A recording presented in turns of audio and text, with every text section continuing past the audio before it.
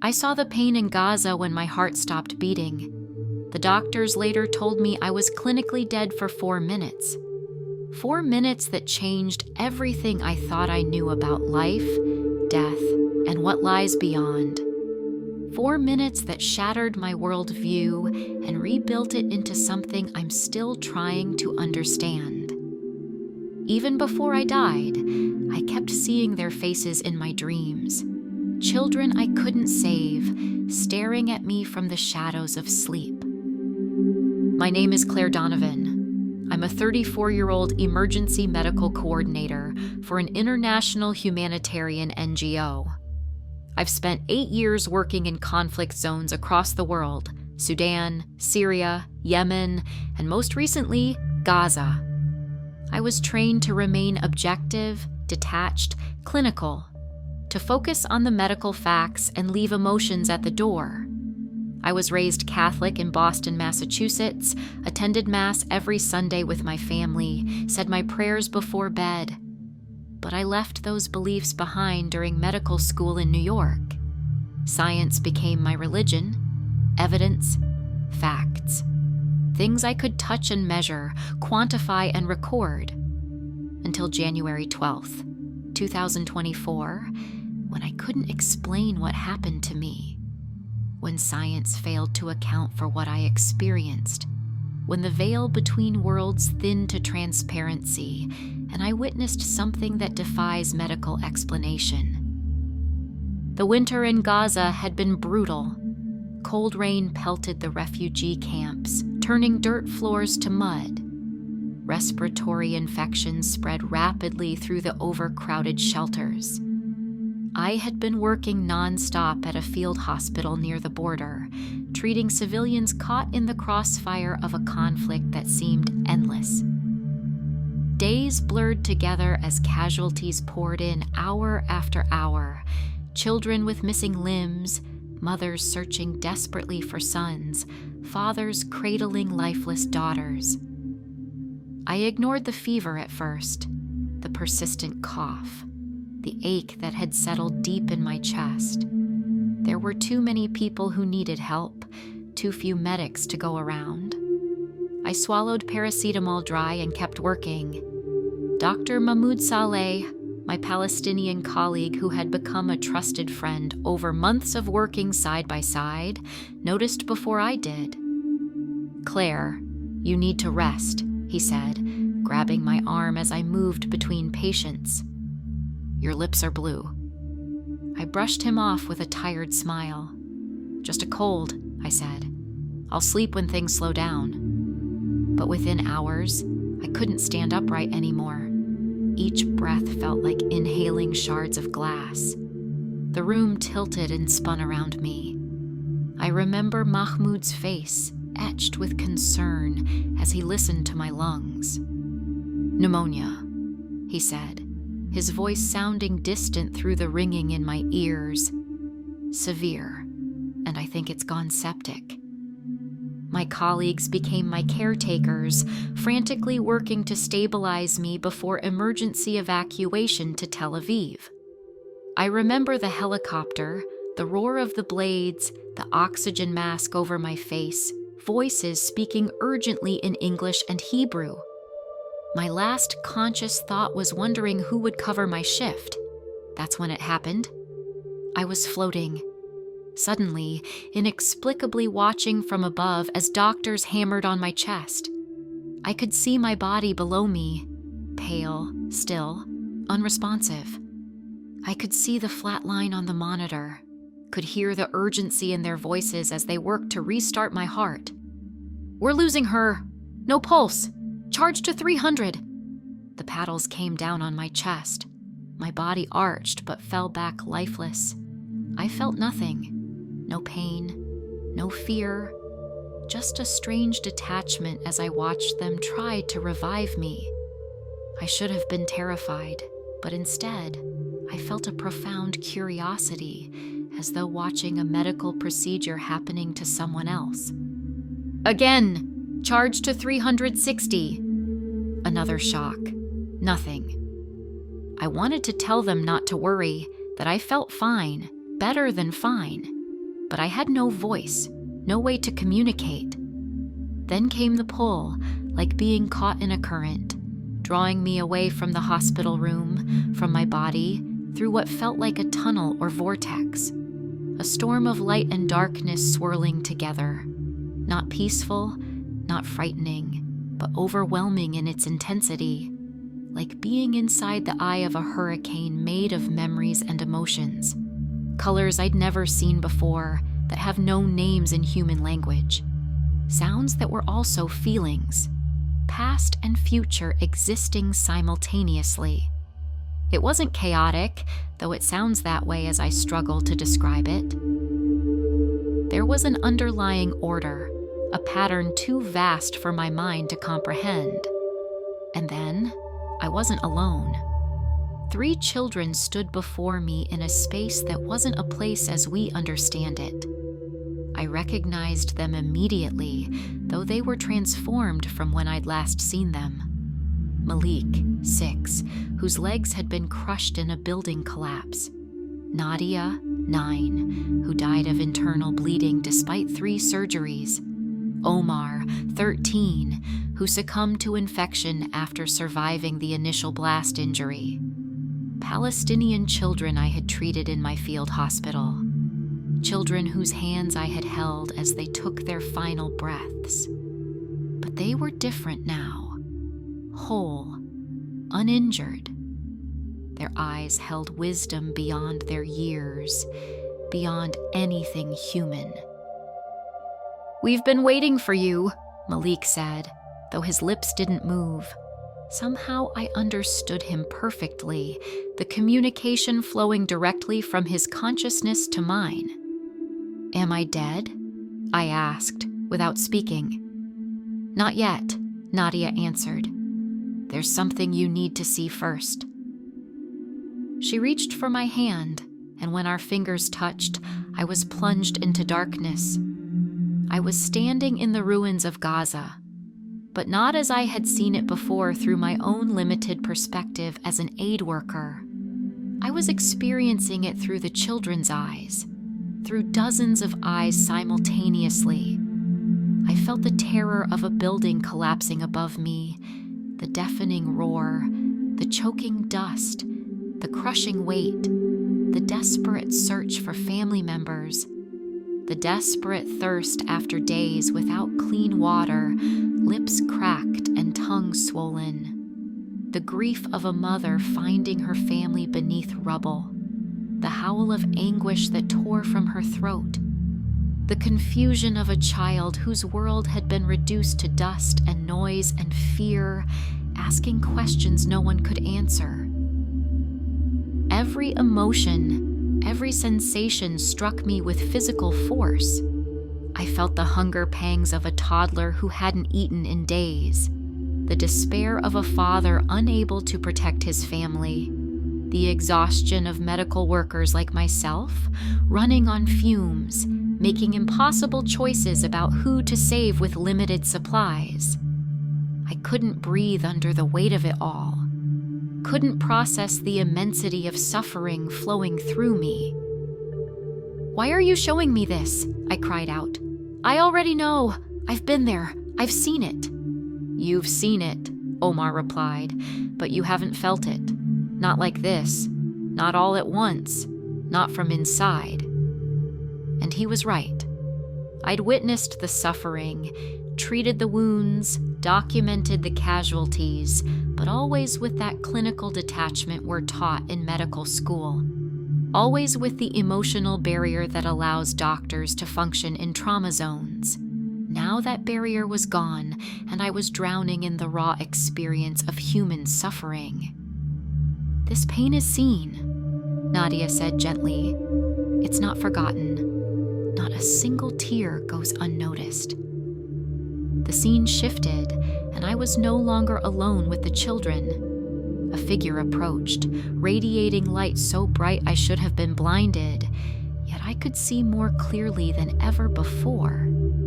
The light didn't hurt my eyes. Rather, it seemed to clarify everything, revealing details and depths I'd never perceived before. I knew immediately who it was.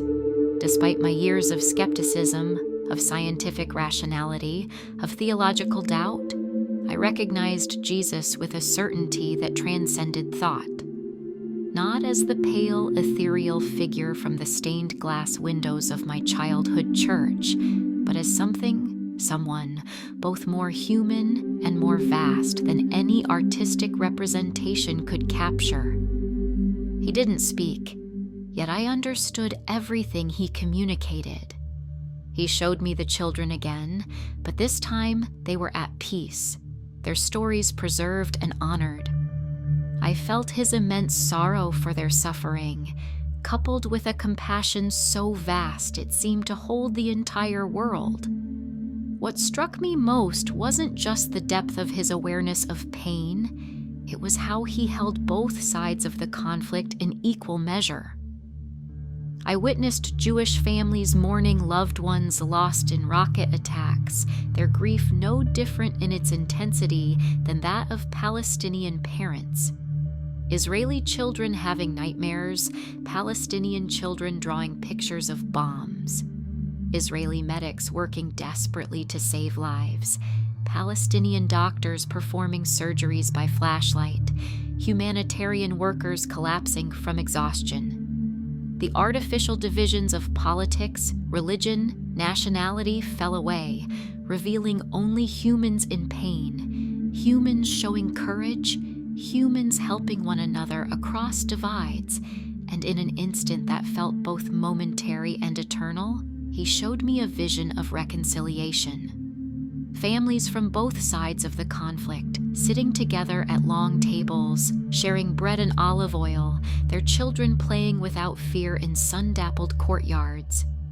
Not as a political solution imposed from outside, but as a human one, growing organically from shared grief and recognition of common humanity. "Is this the future?" I asked. The answer came not in words, but in understanding. It was a possibility, a hope, a truth beyond the present reality, but no less real for not yet being manifested. Then the light began to fade, and I felt myself being pulled back. The children smiled at me one last time. "Remember us," they said. "Tell our story." "Which one?" I pleaded as they faded.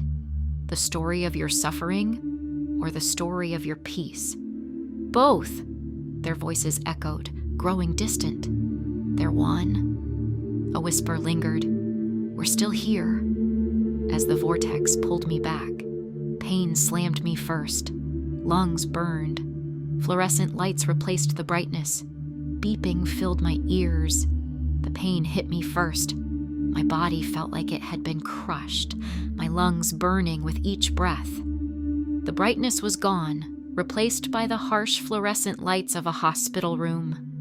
I heard beeping, voices speaking Hebrew and English. "She's back." Blood pressure stabilizing. Pupils responsive. "Let's get her on ventilatory support and start the antibiotics." I tried to speak but couldn't. A tube ran down my throat, breathing for me. The sensation was unpleasant after the freedom I'd just experienced, like being crammed back into a confined space. I would later learn I had been in a medically induced coma for 10 days in a military hospital in Tel Aviv. My heart had stopped for 4 minutes during the initial treatment. My lungs had filled with fluid. My organs had begun to fail one by one from the sepsis.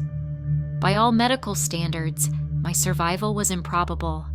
My sister Sarah, also a doctor, had flown in from Philadelphia and barely left my side.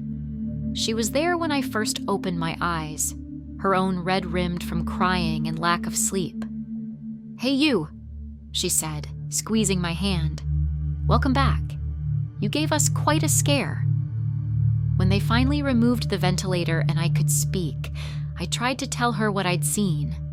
The words felt inadequate, clumsy, unable to convey the experience. Sarah listened patiently, then smoothed my hair back from my forehead the way she used to when we were children. "You were very ill, Claire," she said gently. The brain does strange things when it's deprived of oxygen. But I knew it wasn't a hallucination. It felt more real than the hospital room, more real than anything I'd known. During recovery, Rabbi Levi, the hospital chaplain, visited. He didn't dismiss me. Faiths across history speak of journeys beyond, he said over tea in the garden, my first steps post-coma still shaky. Talmud, Quran, scriptures, who's to say what fits between heartbeats? He handed me texts, Jewish, Christian, Islamic, on near-death visions and the thin veil. In the Zohar, he told me, it says that what the soul perceives in one instant would take the body 70 years to understand. Dr. Patel, my neurologist, took a different approach. There are documented cases of heightened brain activity during cardiac events, she explained during rounds, flipping through my chart. DMT release, oxygen deprivation, temporal lobe stimulation, all can create vivid experiences that feel real. I nodded, pretending her explanation satisfied me. But how could brain chemistry account for what I had seen? For the specific details about patients I had treated? For information I couldn't possibly have known? When Dr. Patel left, I turned to the window, watching life continue in the streets of Tel Aviv below. People shopping, laughing, arguing, going about their daily business, unaware of what existed just beyond the veil of physical reality. The dreams continued during my recovery. Every night, I returned to Gaza through the children's eyes. I woke up gasping, my sheets soaked with sweat, the echo of explosions still ringing in my ears, the smell of dust and blood still in my nostrils. The hospital arranged counseling for PTSD, but how could I explain that these weren't just traumatic flashbacks? They were something more, a calling, a responsibility. I think I'm losing my mind, I confessed to Dr. Mahmoud when he came to visit me during my 3rd week of recovery. He had managed to get a rare permit to cross into Israel to see me. His eyes were kind as he took my hand. Or perhaps you're finding your soul, he said. Not everything can be measured with instruments, Claire. Some truths can only be experienced. 6 weeks later, Mark Jenkins, my NGO director, flew in to discuss my return to work. We're concerned, Claire, he said carefully, choosing his words as we sat in the hospital cafeteria. His coffee cooled, untouched between us. Your medical tests look good, but this spiritual experience you've been describing, some of the team are worried about your psychological state. We need to know you can maintain professional objectivity. I'm still the same doctor, I assured him, still committed to evidence-based care, still dedicated to the mission. But I wasn't the same. How could I be? The veil had been lifted, and I couldn't unsee what I had seen. When I finally returned to the field, things had changed. A fragile ceasefire was holding. Some families were returning to what remained of their homes. Aid was flowing more freely, but the devastation was still overwhelming, the needs still endless. I met Layla on my 3rd day back, an 8-year-old girl who had lost her parents and 2 brothers in an airstrike. She had been pulled from the rubble with a crushed leg that our surgical team had managed to save. There was something hauntingly familiar about her eyes, a depth, a knowing. She looked so much like Nadia from my vision that I nearly collapsed when I first saw her. You've been crying, she said matter-of-factly when I checked her vital signs during morning rounds. I didn't deny it. Sometimes doctors cry too. She placed her small hand over mine where it rested on her hospital bed. It's okay. Allah sees our tears. In that moment, I felt an echo of what I had experienced in my vision. That profound sense that suffering is witnessed, that pain matters, that it's recorded somewhere in the fabric of existence. "What happened to you?" she asked. I hesitated, then told her a simplified version of my experience, expecting childish fear or confusion. Instead, she nodded as if my near-death journey made perfect sense. "My grandmother says the veil is thinner for children and those who have been close to death," she said. "That's why we can sometimes see what others cannot." I continued my work, but with a deeper purpose. I started documenting the stories of children affected by the conflict, not just their medical histories, but their dreams, their fears, their small moments of joy amidst devastation. I created a foundation focused on trauma healing that brought together families from different backgrounds, creating safe spaces for grief to be expressed and human connections to form across divides. Some colleagues whispered that I had lost my clinical detachment, that I was too emotionally involved now, that my religious experience had compromised my objectivity. Perhaps they were right, but I had gained something more valuable, a conviction that beneath the political complexities and historical grievances, there was a simpler truth about our shared humanity and capacity for compassion. "Healing isn't just about repairing bodies," I told my team. "It's about bearing witness to suffering and honoring the dignity of every person affected by this conflict."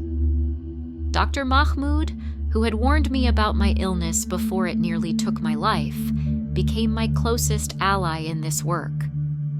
"You've changed," he observed one evening as we reviewed patient files by lamplight during a power outage.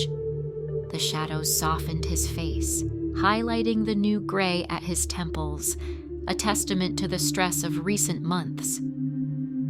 "Do you think I've lost my mind?" I asked, voicing my deepest fear. He considered this seriously. "No, but perhaps you found your heart."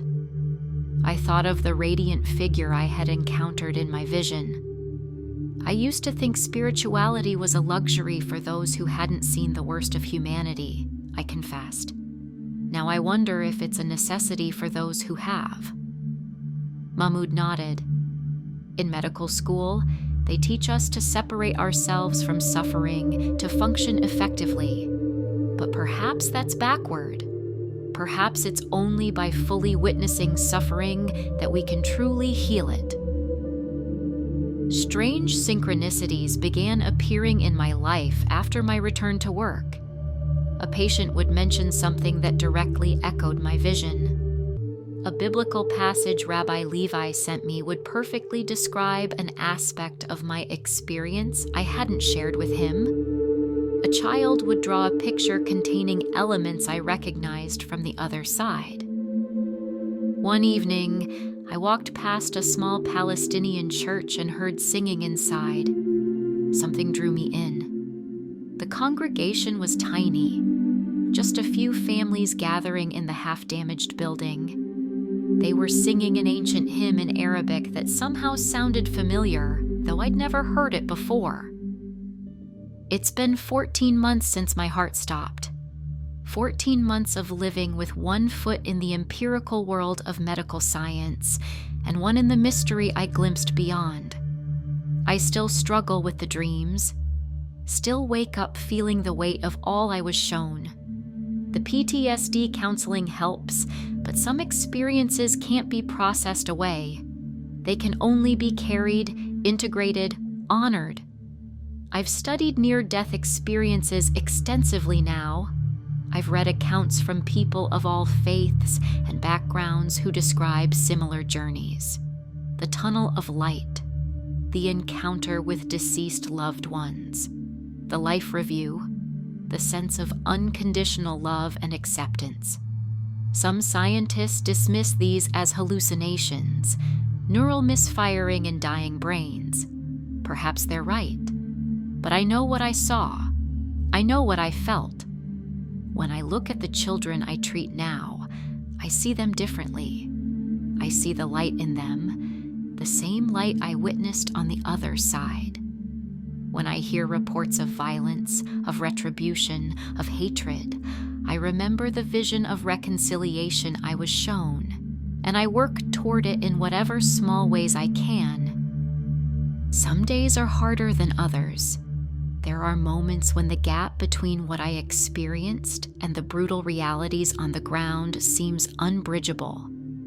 Times when I doubt myself, when I wonder if it was all just a dream after all. On one such day, I was sitting alone in our field hospital after a particularly difficult shift.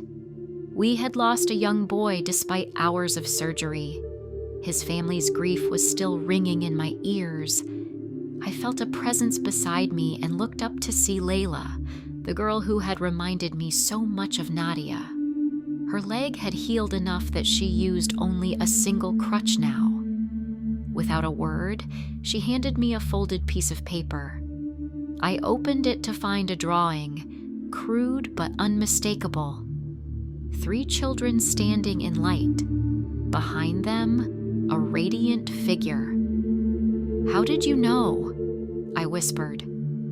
She shrugged. "I dreamed it. The children told me to give it to you. They said to tell you they're still waiting. I don't preach or proselytize.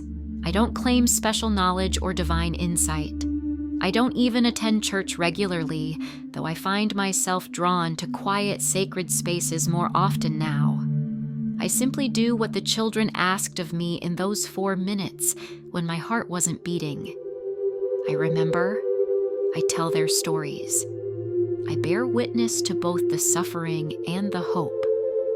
And in doing so, I found moments of the peace I glimpsed on the other side, not by escaping this world, but by being more fully present in it, by seeing the pain clearly and loving anyway, by recognizing the divine in the human, the eternal in the temporary, the possibility of healing in our broken world.